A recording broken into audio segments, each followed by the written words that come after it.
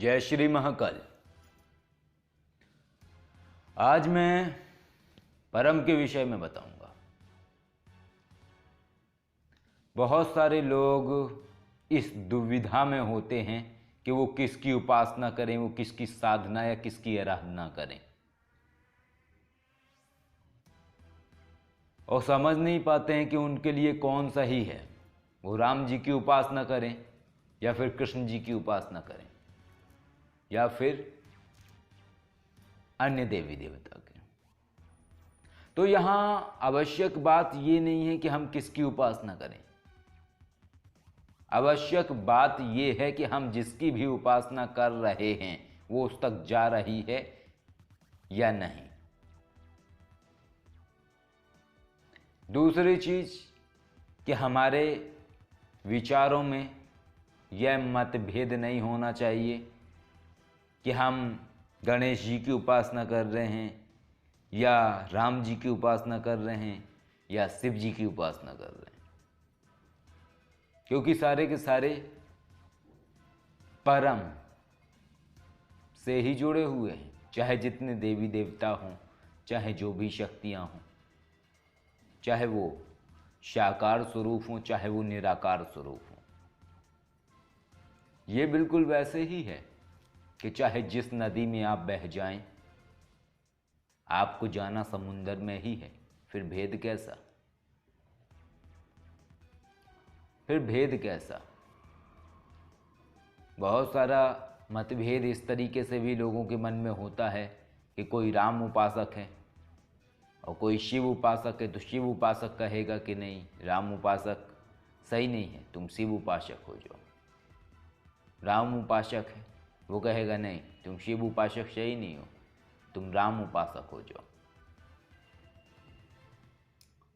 तो यहाँ जानने वाली बात सिर्फ ये है कि आप किसी की भी उपासना करें, आपको समुंदर में ही मिलना है।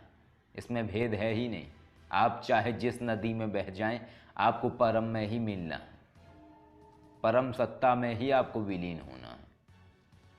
यदि आप भेद रखेंगे, यदि आप राम उपासना करते हैं, आप कृष्ण जी की उपासना करते हैं और आप भेद रखते हैं कि नहीं जी, ये राम हैं, ये कृष्ण जी हैं, ये शिव जी हैं, ये बड़े हैं, ये छोटे हैं, ये ऊंचे हैं, ये नीचे हैं, जब तक मन में ये भेद है तब तक आप अपनी आराधना सही तरीके से नहीं कर रहे हैं। आप सिर्फ उलझे हुए हैं, ना ही उसका कोई फल मिलने वाला है आपको जीवन में।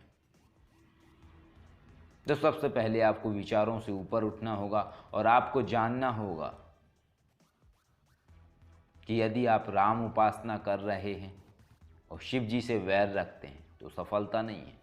यदि आप शिव जी की उपासना आराधना कर रहे हैं और राम जी से वैर रखते हैं तब भी संभव नहीं है सफलता, क्योंकि चौपाई कहती है, शिव द्रोही मम दास कहावा, सो नर मोह सपन्यु नहीं भावा। राम जी कहते हैं कि जो मनुष्य शिव जी का निरादर करता है, ऐसे मनुष्यों को मैं स्वप्न में भी नहीं पसंद करता हूँ। तो ये सबसे आवश्यक बात है समझना कि सारे के सारे परम में ही विलीन होने वाले हैं। ये सारी नदियाँ हैं, चाहे जिस देवी देवता की उपासना कर लेना, सभी नदियाँ के जैसे हैं। चाहे जिस नदी में बह जाना, जाके अंततः समुंदर में ही मिलना है, जाके उस परम सत्ता में ही विलीन होना है।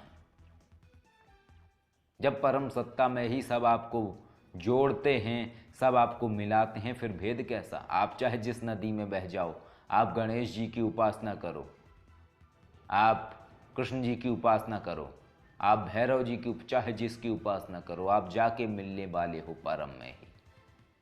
तो भेद होना नहीं चाहिए व्यक्ति के मन में। जब वो यह बात समझ लेता है तब एक समभाव आने लगता है, और समभाव आवश्यक है व्यक्ति के जीवन में। यदि उसे आध्यात्मिक दुनिया में आगे बढ़ना है, उसे समझना है वास्तविकता को। तो आप जिसकी भी उपासना कर रहे हैं करते रहिए, कोई दिक्कत वाली बात नहीं है। राम जी की करिए, माँ दुर्गा की करिए, शिव जी की करिए या कृष्ण जी की करिए, किसी की भी करिए, आप मिलने वाले समुंदर में ही है। समुंदर का अर्थ है परम सत्ता। यानी निराकार ब्रह्म परमेश्वर, जिन्हें आप ओमकार भी कह सकते हैं, आप राम भी कह सकते हैं, सदाशिव भी। तो जब आप ये भेद समझ जाएंगे तो आपको दुविधा नहीं होगी, क्योंकि भ्रमित करने वाले बहुत सारे आपको लोग मिलेंगे। आप यदि किसी देवता की उपासना कर रहे हैं तो वो आपको भ्रमित करेंगे कि तुम इसकी नहीं, तुम इसकी उपासना करो, तुम इसकी नहीं, तुम इसकी उपासना करो।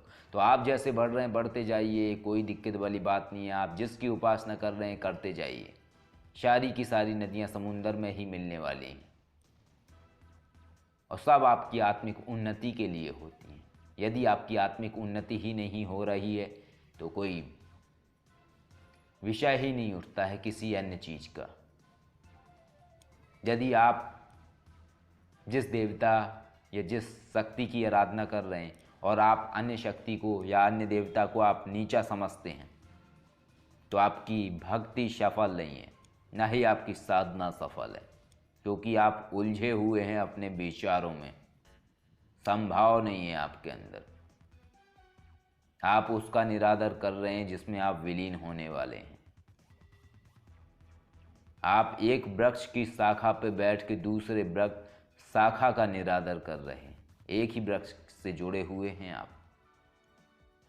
तो ये समझना बहुत आवश्यक है। जब आप परम को समझ जाएंगे तो चाहे जिस नदी में बह जाओ परम में ही मिलोगे, समुंदर में ही मिलोगे, और चाहो तो डायरेक्ट समुंदर में ही गोते लगा सकते हो। नदियों में बहने की जरूरत नहीं है। निराकार की उपासना करो, ओमकार का जाप करो, निराकार ब्रह्म से जुड़ जाएंगे।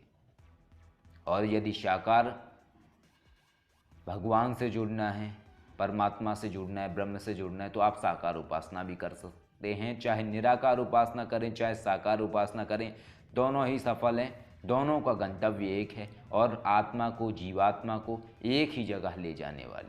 तो इसमें कोई भेद नहीं है। सभी चीज़ें उच्च हैं, सभी चीज़ें समान हैं। आशा करता हूँ ये वीडियो आप सबको पसंद आया होगा। अगर वीडियो पसंद आया तो लाइक कीजिए, चैनल अच्छा लगता है सब्सक्राइब कर लीजिए, अगर नहीं अच्छा लगता है अनसब्सक्राइब कर दीजिए। जैसे मर्जी वैसे कीजिए। जय श्री महाकाल।